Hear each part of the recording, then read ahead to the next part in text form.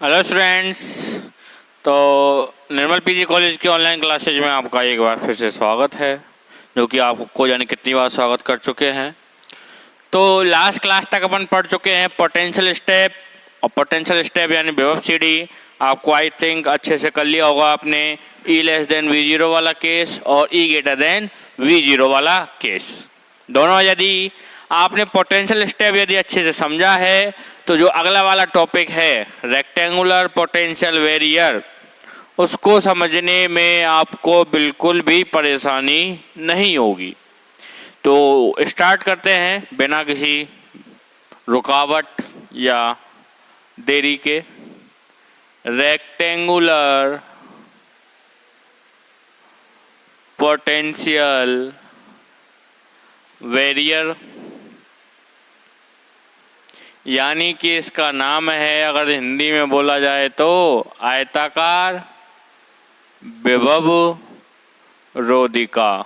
Barrier यानी आपको कोई भी रोक रहा है जो, वो क्या होगा? वेरियर। तो रेक्टेंगुलर पोटेंशियल वेरियर किस प्रकार से बनता है? तो सपोज करना आपका एक ये रेक्टेंगुलर पोटेंशियल इस प्रकार से,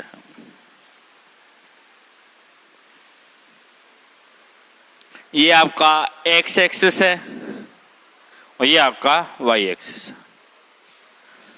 ये बोल दिया मैंने, ये है आपका x इक्वल टू 0 और ये क्या बोल दिया मैंने? x equal to a। यानी कि जो दीवार है, जो पोटेंशियल दीवार है या पोटेंशियल वेरियर है, उसकी जो विड्थ है, चौड़ाई है, वो कितनी है? x इक्वल टू 0 से x इक्वल टू a तक। क्लियर? इस प्रकार से है, ये ऐसे आए। ये आपका विभव रोधिका है, ये वाला, ये x इक्वल टू 0 है, यहाँ पे थोड़ा बड़ा है डायग्राम में। ये आपका x इक्वल टू 0 है, ये आपका x इक्वल टू a है, और इसके बाद ये आपका नॉर्मल वाला और ये इससे पहले वाला। क्लियर? तो ये आपका जो है, ये बोल दिया मैंने कि यहाँ पे जो विभव है वो v इक्वल टू 0 है, इधर की साइड का जो विभव है वो कितना है? 0 है। और जो ये बम्प है या रोधिका है, तो इसका विभव कितना मान लिया मैंने? v इक्वल टू v0 है, और वापस से विभव कितना मान लिया? 0 है।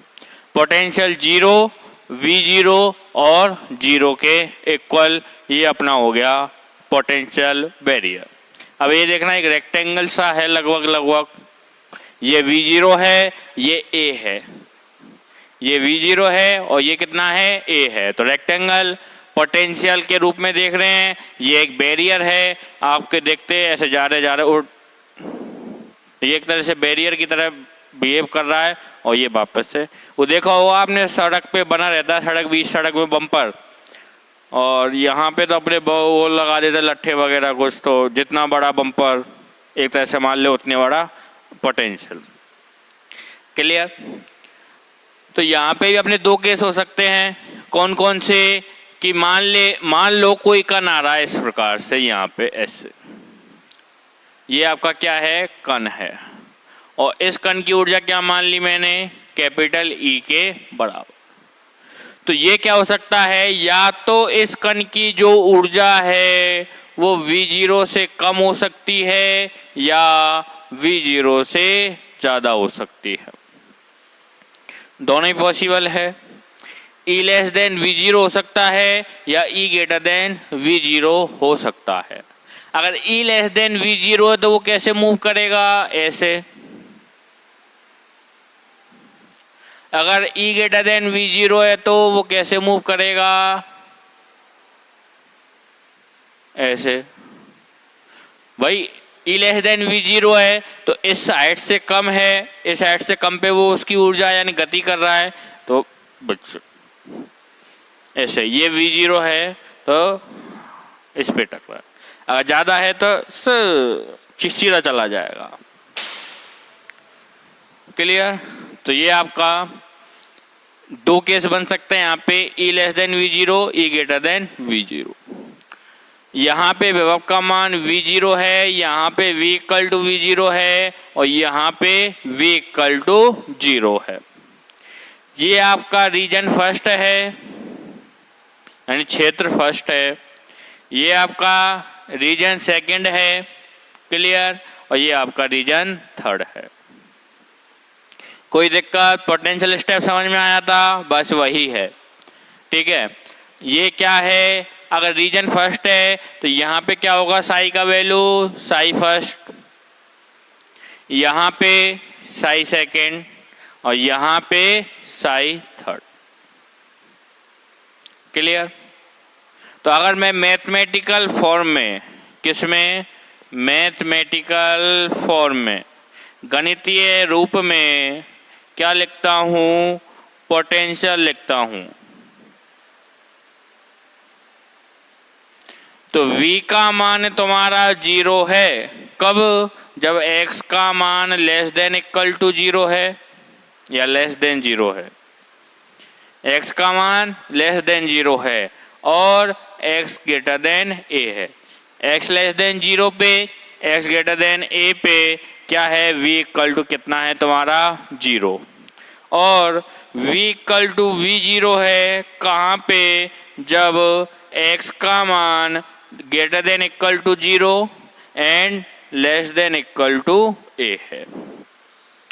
अगर डायग्राम समझ में आया है तो आगे की शुरुआत करते हैं। अब आप देखिए क्या कर रहे हैं अपन, ये डायग्राम समझ में आया तो वही दो केस के बारे में चर्चा करेंगे अपन। कौन कौन सा? जब कण की ऊर्जा का मान V0 से कम है और जब कण की ऊर्जा का मान V0 से अधिक है।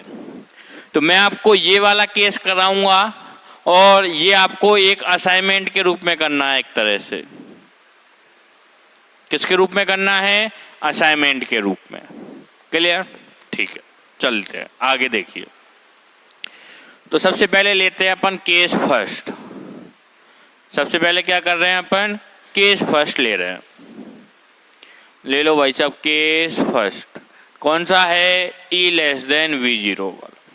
जब कण की ऊर्जा का मान क्या है, V0 से कम है, ठीक है। तो सबसे पहले अपने को क्या लिखना है, अपने को लिखना है श्रोडिंगर इक्वेशन। कौन सी Schrodinger equation? One dimension time independent Schrodinger equation, या टाइम डिपेंडेंट भी हो सकती है, वो डिपेंड करेगा साई अपन ले रहे हैं या नहीं ले रहे हैं। तो जनरली क्या ले रहे हैं अपन, वन डायमेंशनल टाइम इंडिपेंडेंट काल अनाश्रित श्रोडिंगर समीकरण। क्या होगी? मैंने बोला था ये समीकरण तो आपको याद होनी ही चाहिए। Minus H cut square upon 2m d2 psi over dx2 plus v psi equal to e psi, या d2 psi over dx2 plus 2m e minus V H cut square psi equal to 0। अब आपको बताने की जरूरत तो नहीं है ये वाली इक्वेशन कैसे आई, क्योंकि अपन potential step, one dimension, three dimension box, इनमें ये सारी बातें कर चुके हैं। ये है आपका श्रोडिंगर समीकरण फाइनल। तो अगर मैं रीजन फर्स्ट के लिए श्रोडिंगर समीकरण लिखूंगा, रीजन सेकंड के लिए और रीजन थर्ड के लिए, तो क्या लिख सकते हो आप? मैं क्या बोल रहा हूँ, सेम प्रोसेस है। जो पोटेंशियल स्टेप में प्रोसेस थी सेम प्रोसेस है, बस यहाँ पे थोड़ा एक दो बातों का ध्यान रखना होगा। यहाँ पर जो बाउंड्री एवं कंटिन्यूटी जो कंडीशन लगेंगी वो दो लगेंगी, एक तो x इक्वल टू 0 पर और एक x इक्वल टू a पर। देखिए कैसे। और जहाँ तक जो समझ गए हैं पोटेंशियल स्टेप, और मैं पूरी श्योरिटी के साथ बोल सकता हूँ कि ये वाला वो अपने आप कर लेंगे, E लेस देन V0 वाला, E ग्रेटर देन V0 वाला, और एक आगे है स्क्वायर वेल पोटेंशियल, वो भी आराम से कर लोगे। तो देखिए अगर मैं लिखता हूँ फॉर रीजन फर्स्ट, आर यानी रीजन क्षेत्र फर्स्ट, रीजन फर्स्ट के लिए क्या है आपका, साई आपका है साई फर्स्ट, V कितना है 0। तो यहाँ पे ये समीकरण लिख सकते हैं, और याद रखना E लेस देन V0 वाला केस कर रहे हैं अपन। तो क्या बनेगा, d2 psi first over dx2 plus 2m, v का मान तो 0 है तो 2me upon H cut square psi first equal to 0। Clear. यहाँ पे बोल दिया माना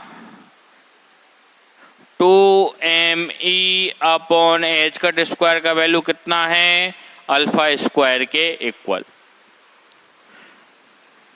तो क्या बन जाएगा ये d2 psi first over dx2 plus alpha square psi first equal to 0। दिक्कत कहीं पे नहीं आएगी। क्लियर।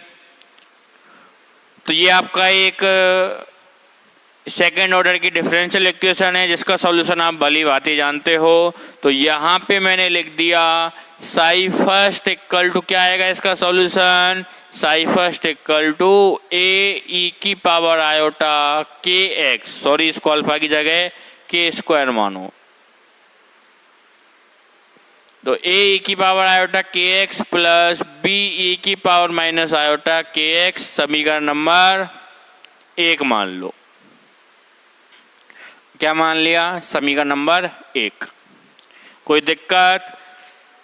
देखो अपने को सेम प्रोसेस करनी है, कोई दिक्कत तो बात नहीं होनी चाहिए।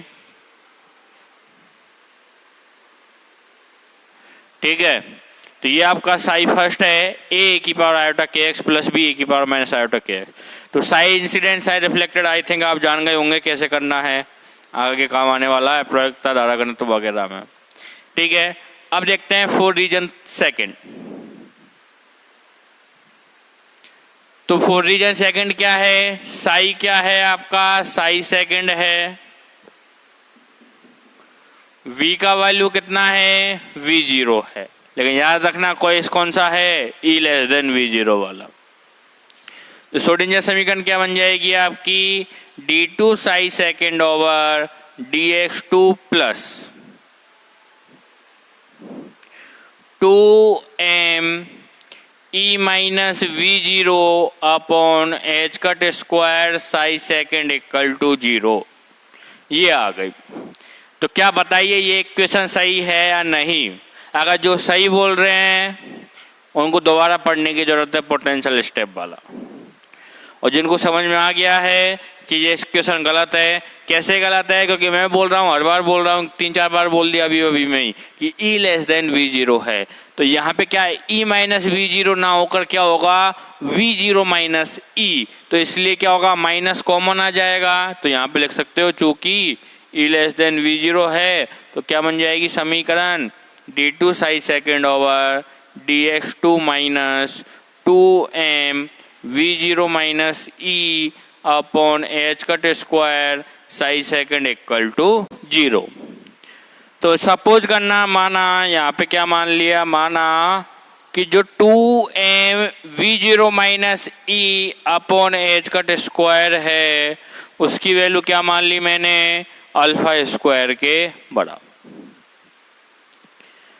क्या मान ली मैंने उसको, अल्फा स्क्वायर के बराबर। उससे क्या होगा, उससे ये होगा कि ये वाली जो इक्वेशन है वो बन जाएगी d2 psi second over dx2 minus alpha square psi second equal to 0। तो ये भी आपकी सेकेंड ऑर्डर डिफरेंशियल इक्वेशन है। यहाँ पे प्लस है, सॉरी ये के स्क्वायर है,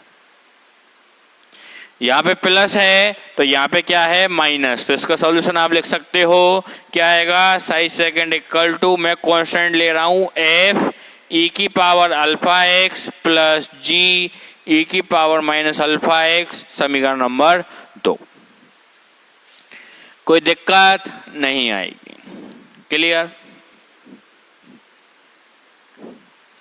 यहां तक समझ में आया। आगे देखिए फोर रीजन थर्ड, क्या लिख रहे हैं, फोर रीजन थर्ड। तो इस वाले रीजन में क्या है, v इक्वल टू 0 है और साई का मान क्या है आपका, साई थर्ड। तो क्या करेंगे, श्रोडिंगर समीकरण क्या बन जाएगी, d2 psi third over dx2 plus 2me upon H cut square psi third equal to 0, क्योंकि v का मान तो कितना हो गया आपका 0। तो यहाँ पे दोबारा बोल दिया कि माना जो 2me upon H cut square है उसकी वैल्यू कितनी है के स्क्वायर के बराबर, क्योंकि यहाँ पे भी के स्क्वायर बोला है तो सेम वैल्यू है वो तो के स्क्वायर के बराबर। तो क्या बन जाएगा ये d2 psi third over dx2 plus k square psi third equal to 0। Clear. तो यहाँ पे साई थर्ड क्या बन जाएगा आपका, साई थर्ड होगा आपका a या c e की power iota k x plus d e की power minus iota k x.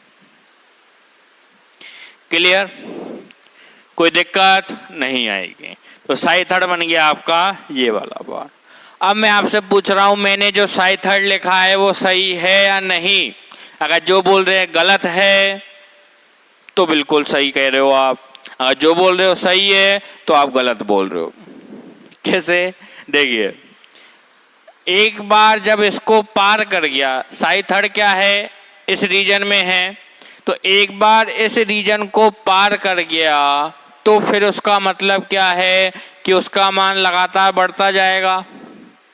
भाई एक बार यहाँ से पार कर गया, ये दीवार है, जैसे ना तैसे करके इसको पार कर गया, यहाँ पे पहुँच गया, तो रोकने वाला ही नहीं है, चलता जाएगा आगे। तो x का मान लगातार बढ़ रहा है तो फंक्शन का वैल्यू भी लगातार बढ़ रहा है। लेकिन यहाँ पे क्या बोल रहा है ये कि इसका मान तो बढ़ रहा है और इसका मान क्या हो रहा है, घट रहा है, क्योंकि ये माइनस में है और ये प्लस में। तो कौन सी वैल्यू नहीं आएगी इसमें, इसमें ये वाली वैल्यू नहीं आएगी, क्योंकि एक बार जब ट्रांसमिट कर गया तो माइनस होने का कोई मतलब ही नहीं है, यानी कि ये वैल्यू क्या आएगी, खल्लास, या इसको बोल सकते हैं अपन d इक्वल टू 0, सीधा सीधा बोल दो। क्लियर। तो यहाँ पे साई थर्ड क्या आ जाएगा आपका c e की पावर आयोटा के एक्स के इक्वल समीकरण नंबर 3। तो देखिए इसका स्क्रीनशॉट भी ले सकते हो आप। क्लियर। तो ये आपका समीकरण फर्स्ट, समीकरण 2, समीकरण थर्ड, हिंदी इंग्लिश चलती रहनी चाहिए। ये आपका एक पोटेंशियल वेरियर है, उसका क्या आ गया वैल्यू, वेव फंक्शन का वैल्यू आ गया रीजन फर्स्ट, रीजन सेकंड और रीजन थर्ड। क्लियर। तो इसको मैं बाकी चीज़ों को अब हटा देता हूँ।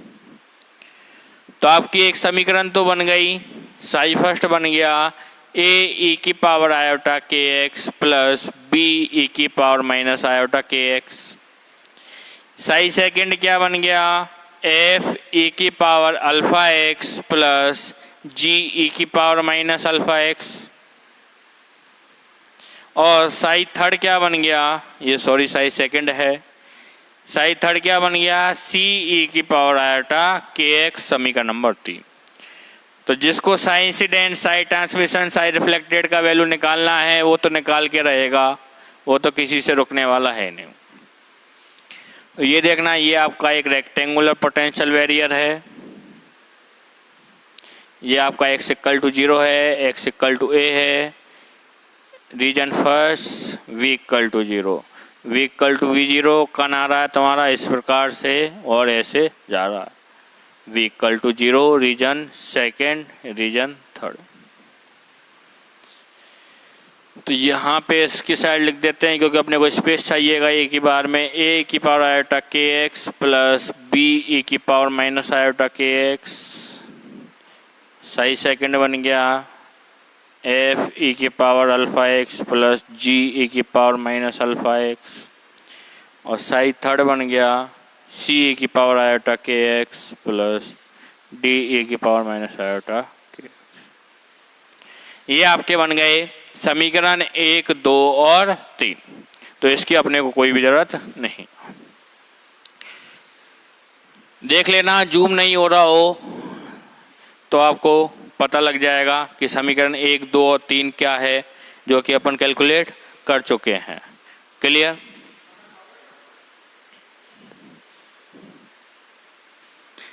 तो अब क्या कर रहे हैं, फ्रॉम वेव या from size boundary and continuity condition. तरंग फलन साई के परिसीमा और सातत्य प्रतिबंध से। तो अपन को याद हो तो पोटेंशियल स्टेप आपका कुछ इस प्रकार था, ये x इक्वल टू 0 था, ये आपका साई फर्स्ट था, ये आपका साई सेकंड था। क्या किया था अपन ने, एट x इक्वल टू 0 पर, ये आपकी एक बाउंड्री है, तो एट x इक्वल टू 0 पर क्या किया था आपने, psi first equal to psi second और del psi first over del x equal to del psi second over del x. ये केवल एक बाउंड्री है। अब क्या किया, एक और बाउंड्री और कर दी, और ये ऐसे ये एक बाउंड्री और लगा दी, एक दीवार और खड़ी कर दी। तो ये किस पे है, x इक्वल टू a पर। ये क्या हो गया अब, साई थर्ड। तो जिस प्रकार अपन ने साई फर्स्ट और साई सेकंड में बाउंड्री एवं कंटिन्यूटी कंडीशन लगाई, इसी प्रकार क्या हो जाएगा, at x equal to a, इस बाउंड्री पर क्या होगा, साई सेकंड का मान साई थर्ड के बराबर होगा और del psi second over del X का मान del psi third over del X के बराबर होगा। समझ में आया नहीं आया? यही परिसीमा और सातत्य प्रतिबंध है तरंग फलन के, यही रीत है इसकी, परंपरा प्रतिष्ठा अनुशासन जो भी है।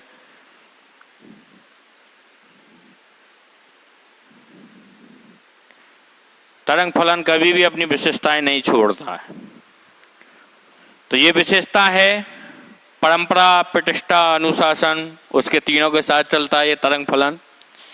तो ये एट x इक्वल टू 0 पर psi first equal to psi second और del psi first over del x equal to del psi second over del x.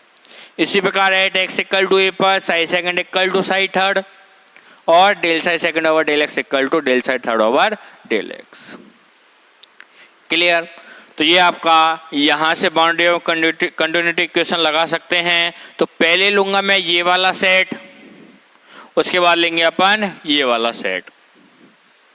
तो अगर आपके समझ में आ गया है तो जिसको करना है आगे वो सॉल्व कर सकता है, आपके लिए ही बेहतर है, क्योंकि अभी आपको लगेगा कि ये तो काफ़ी बड़ा डेरिवेशन है, लेकिन जब आप करने बैठोगे तो स्टेप बाय स्टेप आपसे होता जाएगा और आराम से आप कर लोगे। क्लियर?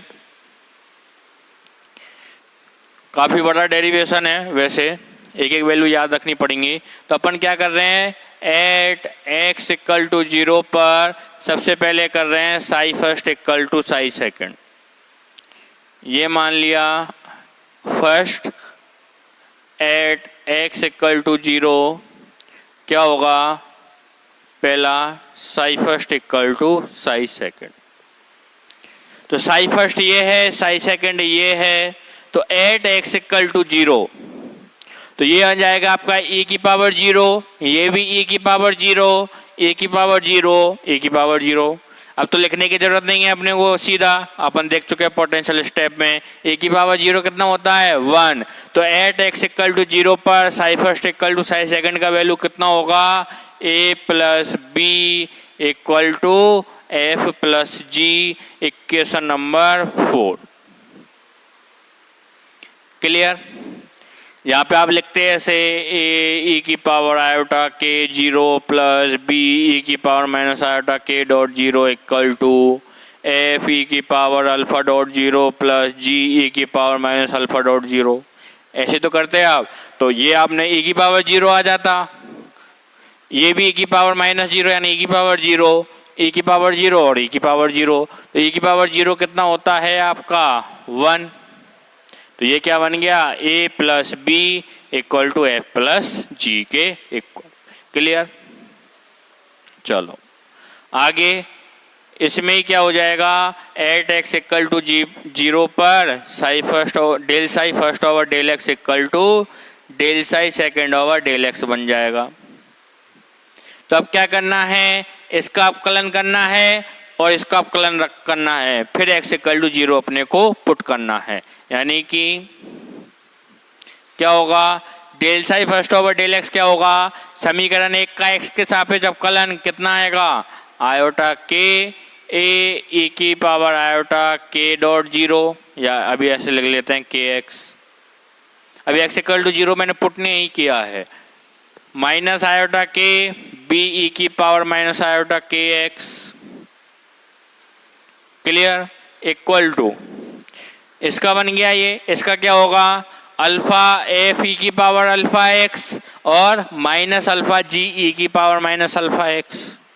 क्या होगा अल्फा एफ ई की power alpha x plus sorry minus alpha G ई की पावर माइनस अल्फा। क्लियर, आ गया समझ में? ये आपने किया है बस। अब क्या करना है, x इक्वल टू 0 पर देखना है तो x का मान 0 पुट कर दो, x का मान 0 पुट कर दिया तो ये e की पावर 0 बन गया, ये भी e की पावर 0 बन गया, e की पावर 0 और e की पावर 0 और e की पावर 0 1। तो क्या बन जाएगा ये आयोटा के a माइनस बी। देखना आयोटा के इसमें से कॉमन आ रहा है, ये वाला और ये वाला, ये आपका 1 बन चुका है। इसी प्रकार यहाँ देखना अल्फा कॉमन आ रहा है और e की पावर 0 और e की पावर 0 1 बन गया। तो ये क्या बन जाएगा iota k equal to alpha into F minus G. समझ में आया? तो ये आपका बन जाएगा iota k A minus B equal to alpha F minus G और A minus B equal to alpha upon iota k F minus G. समझ में आ रहा है? आयोटा के को इधर कर दिया और मैंने आपको बताया है आयोटा स्क्वायर की वैल्यू कितनी होती है -1। तो माइनस आयोटा स्क्वायर कितना हो जाएगा +1। तो यहाँ पे +1 से मल्टीप्लाई मार के बराबर। तो एक आयोटा नीचे है, आयोटा स्क्वायर ऊपर है, आयोटा से आयोटा कैंसिल आउट हो जाएगा। क्या बचेगा a minus B equal to minus iota alpha upon K F minus G के इक्वल। ये मान ली मैंने समीकरण नंबर 5। कोई दिक्कत नहीं है, ठीक है। तो x इक्वल टू 0 वाला केस समझ में आया, ठीक है। आगे देखिए, ये है अपना x इक्वल टू 0 पर तरंग फलन की बाउंड्री एवं कंटिन्यूटी कंडीशन। तो आप x इक्वल टू a वाला करके देखना और नेक्स्ट क्लास में अपन क्या देखेंगे कि at x equal to a पर बाउंड्री एवं कंटिन्यूटी कंडीशन क्या होती है। तब तक के लिए धन्यवाद।